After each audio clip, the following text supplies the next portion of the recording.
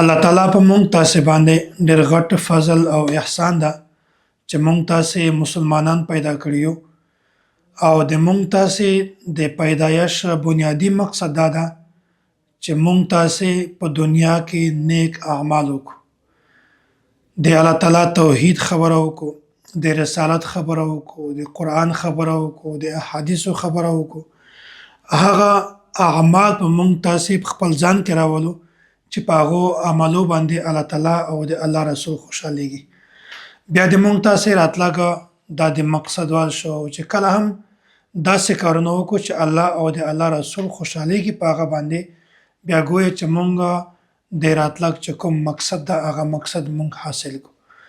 خو که بعضې خلک داسې وي چې هغه دنیا ته راشي او نیک اعمال نه کوي، دینداري نه کوي، نو دنیا ته خو راغلی دی، وخت خو تیروي، خو د دوی وخت بې مقصده ده، ځکه چې بنیادي الله تعالی انسان پیدا کړی دی د خپل عبادت لپاره. او بیا اوس هم د رمضان مبارک میاشت تېره شوله، په دا میاشت کې مونږ تاسې عبادات کول، لمونځ هم کوو او روژه هم نیوله، 20 رکعته تراویح هم کولې، تلاوت هم کوو، نور نفلي عبادتونه هم کول، نفلي لمونځونه هم کول. نو بنیادي شی دا ده چې اوس رمضان مبارک میاشت تېره شوه او د شوال میاشت شروع ده، نو مونږ تاسو ته اوس کوم داسې عمل کول پکار دی، کوم داسې کار کول پکار دی چې هغې کار په وجه باندې د مونږ دا اوس کار هم قبول شي او مخکې د روژې چې کوم اعمال دي هغه هم قبول شي. نو بنیادي خبره دا ده چې مونږ تاسې عموما دا خبره وینو چې رمضان مبارک میاشت کې جماعتونه په دا کې ډېر غټ رونق وي، آباد وي. نو چې څرنګې هم رمضان مبارک میاشت تیریږي، رخصتیږي، دغه رنګې مسلمانان د جماعتونو هم رخصتیږي. حالانکه بنیادي خبره دا ده چې رمضان مبارک میاشت دا د مونږ تاسې دپاره د تربیت میاشت وه چې په هغه کې به مونږ تاسې خپل عبادات، خپل اعمال، معمولات د هغو تربیت وکړو او بیا مونږ تاسې مخته په ټوله زندګي کې هغه اعمال چې کومه دي هغه په خپل معمول کې راولو، خپله زندګي کې هغه معمولاتو باندې عمل کوو. نو روژه صرف د تربیت لپاره ده. که چیرته په روژې نه بعد مونږ تاسې هغه اعمال په خپل ځان کې راوستل، نو دې مطلب دا ده چې د مونږ تاسې تربیت صحیح شوی ده، مونږ تربیت په صحیح طریقه شوی ده. که چیرته مونږ روژې نه بعد اعمال نه کوو، هغه تلاوت، هغه ذکر، هغه نوافل، هغه تسبیحات دا مونږ نه کوو، نو په دغه مطلب دا ده چې په روژه کې صحیح د مونږ تربیت نه ده شوی. نو ګورئ په روژې نه بعد به مونږ تاسې اوس کوم کار کوو، دا مونږ تاسې تبلیغ چې کومه لار ده، په دې کې هم د 40 ورځې خلک د دې دپاره لګوي چې په دې 40 ورځو کې د دغه انسان تربیت وشي. اصل کې خو ټول دین په 40 ورځو کې نه زده کېږي او نه انسان په دا 40 ورځو باندې د جنت اعلی مقامات ته رسېږي، خو 40 ورځې دا صرف د یو انسان د تربیت لپاره دي چې دا 40 ورځې په تبلیغ کې تېرې کړي، د تربیت وشي او بیا مخکې ټوله زندګي د هغه تربیت مطابق دی تېروي. نو دې وجې نه رمضان مبارک میاشت کې چې کوم اعمال مونږ تاسې کول، هغه اعمال هغه تربیت و، او اوس چې کوم مونږ تاسې عمل کوو نو هغه تربیت اثرات دي، تربیت اثرات دي. نو دې د وجې نه دا شوال میاشت او ذوالقعده، ذوالحجه، نورې چې څومره میاشتې دي دا ټولې میاشتې دا د عبادت میاشتې.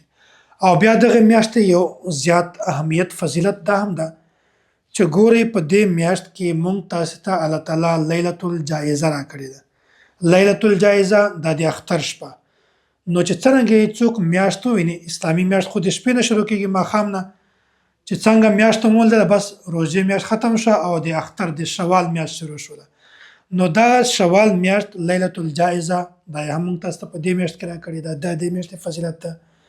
او په دې میاشت کې الله تعالی مونږ تاسو ته عید الفطر هم راکړی ده، په دې میاشت کې مونږ تاسو ته الله تعالی سرسایه فطرانه دا هم راکړې ده. او بیا د حج چې کومې میاشتې دي، شوال، ذوالقعده، ذوالحجې 10 ورځې، نو په دې کې اوله میاشت دا د شوال ده. نو دا د فضیلت ډېر زیات هغه ده، په دې میاشت کې ډېر زیات فضیلت ده، دې میاشتې زیات فضیلت راغلی ده. او بله خبره دا ده چې کله هم مونږ تاسې اعمال کوو، بیا د عمل د قبولیت دعا هم خامخا کوئ.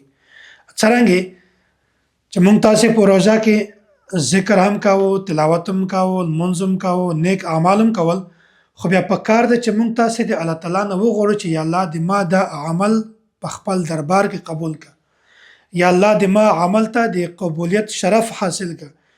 نو چې څومره هم مونږ تاسې عمل کوو، بنیادی ضروري عمل نه ده، بنیادی شی هغه د اعمالو قبولیت ده چې عمل د الله تعالی په حضور کې قبول شي.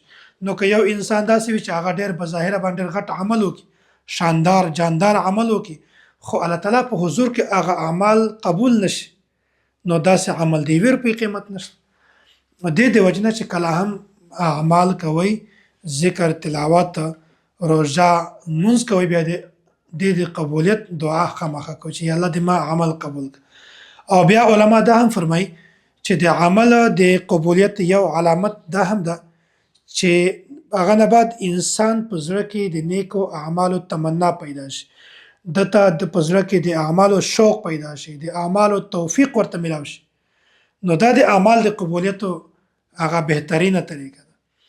او دومره خبره ځینې علما دا فرمایي وایي چې کوم انسان داسې وي چې هغه په رمضان مبارک کې یو کار کړی وي او بیا د په روژې نه بعد هغه کار کولو توفیق ورته میلاو شي، هغه کار هم کوي، نو دغه نه دا مطلب شه معلومه شوله چې دغه انسان د روژې عمل د الله تعالی په حضور کې قبول ده. نو د دې وجې نه چې کله یو انسان په روژه کې یو عمل وکړي، روژې نه بعد هغه انسان د هغه عمل نه په سیړ باندې شي. یو سړی ده په روژه کې منځونه کوي او چې څرنګه د شوال میاشت شروع شوه لمونځ ختم. یو سړی ده په روژه کې تلاوت کوي، ذکر اذکار کوي، تهجد لمونځ کوي، تسبیحات کوي، صلات اوابین کوي، اشراق چاشت لمونځ کوي، چې څرنګه روژه ختم عمل ختم. نو دغه نه ځینې علما دا فرمایي وایي چې په روژه کې کوم عمل کړی وي، روژې نه بعد هغه عمل نه په سیړ باندې شي پرېږدي، وایي دغه نه دا مطلب ده چې دغه انسان د روژې عمل قابل قبول نه ده، الله تعالی قبول کړی نه ده. که چیرته هم الله تعالی قبول کړی وي، دغه انسان ته به د نیک اعمال توفیق میلاو شوی. حضرت ابو هریره رضی الله تعالی عنہ پیغمبر علیه الصلاۃ والسلام دا روایت نقل کوي، وایي کم من صائم لیس له من صیامه الا الظمأ وکم من قائم لیس له من قیامه الا السحر.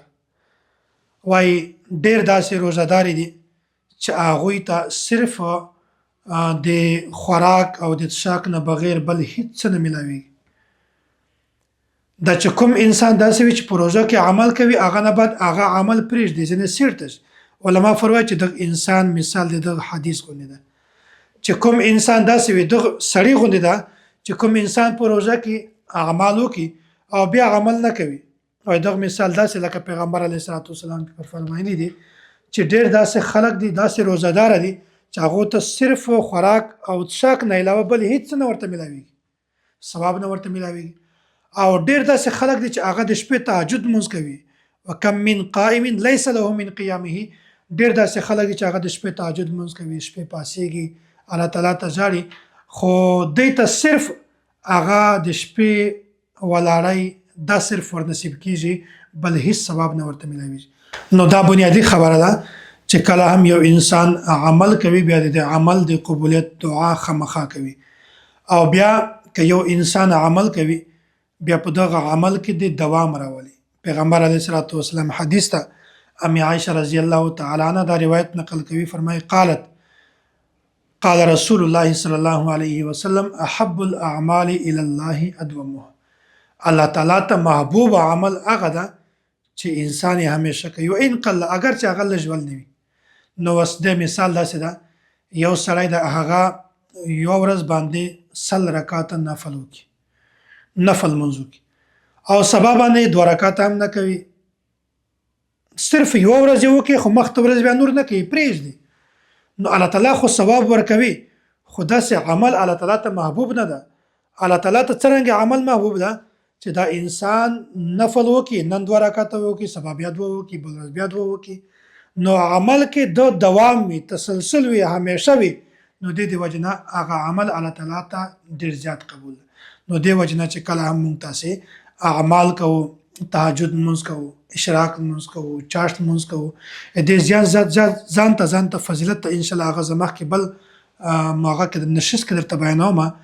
خو بنیادي خبره دا ده چې کله هم مونږ تاسې نیکۍ کار کوو، عمل کوو، به داسې کوو چې همیشه وي، هره ورځ وي، په هره هفته وي، په هره میاشت کې وي، نو هغه عمل الله تعالی ته ډېر زیات محبوب ده.